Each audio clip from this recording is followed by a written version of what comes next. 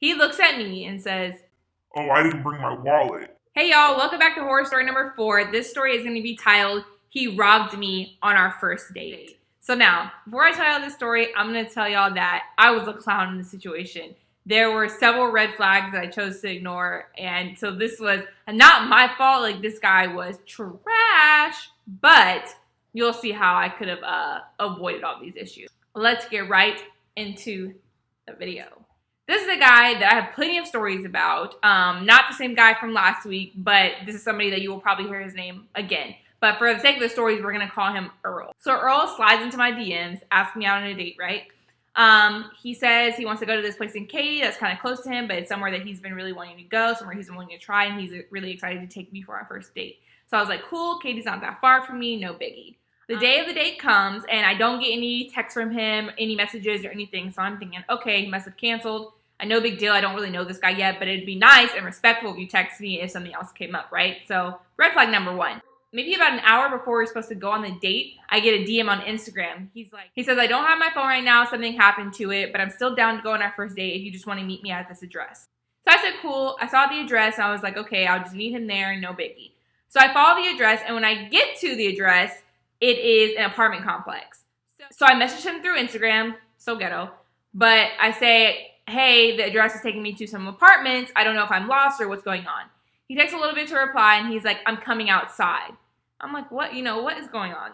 This is where it gets bad. So he tells me where to go in the apartment complex, and then I see him come outside. I'm just kind of looking at him like, why am I here? Why did I come to this apartment complex? What are you doing? I hope you don't think that you're finna get some on this first date. So where are we going?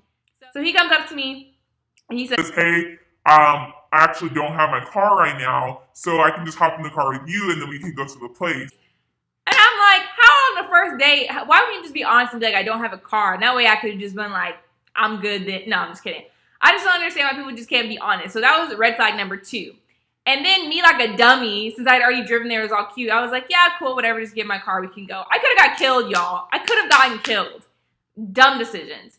So we start driving, and I ask him, where are we going? And he goes, "Oh, I don't know. We'll just find someplace along the way."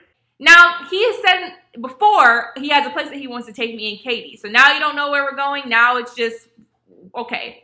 Red flag number 3. And then we keep driving, and he's like, hey, what about that spot? And it's like a random bar in this like little strip center that looks kind of ghetto, to be real honest. We go into this bar, y'all. There's nobody in there. The only people in there are the bartender and the owner and his wife. And I only know it was them because when we walked in, they kind of introduced themselves and like told us to have a good time, whatever. And they played music that we wanted while we were there. We ended up drinking and eating and actually having a good time. Like, his personality was funny. I felt like we were vibing. We were playing pool. I was laughing. We were just drinking. And I noticed, like, with him, and I know now because I had experience with him after this experience, that he is a drinker, heavy drinker. And he was throwing back shots, throwing back beers like it was nothing. And he's a big guy, so whatever. So the tab comes at the end, and the tab says $162. And I kind of look at him like, he ran up most of this tab. I have no promise the first day I will pay my portion. But, I mean, this is crazy. I'm not paying half of this. Like, most of this is you. He looks at me and says, "Oh, I didn't bring my wallet." what do you mean you didn't bring your wallet? So I picked you up on this date. I drove you here, and I'm paying. So did I ask you out on a date? I'm very confused because I thought you asked me out on a date. So at this point, I'm annoyed, and I'm already thinking, like, I have to pay this bill, and then I'm going to have to drive this man back home. Like, no, he's going to Uber. I'm not even in the mood. Like, I'm not doing this. Luckily, the owners happened to just be like, oh, like, don't worry about the tab. We hope y'all had a good time. Like, thanks for coming in. So the owners ended up paying our whole bill, like, which was really lucky for us. So I'm still annoyed with this man. Like, I still almost had to come up $162 for mostly what you drank. And that was the ultimate, like, red flag. I should have never spoken to him again after this. I drive him home.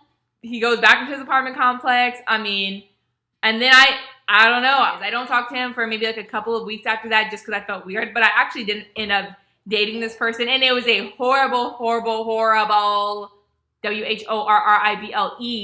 experience. But I will tell those stories later. So that is my story where I was a dummy and I basically let somebody almost damn near rob me. This man made me be his chauffeur and then wanted me to pay his tab. Like, that was definitely my worst first date ever. I don't know why I continued to talk to this person. I made dumb choices. I'm a different person now. I'm more mature. But that was that story. Tune in for more stories about Earl in the future. I hope y'all enjoyed it. And I will see y'all next week for horror story number 5.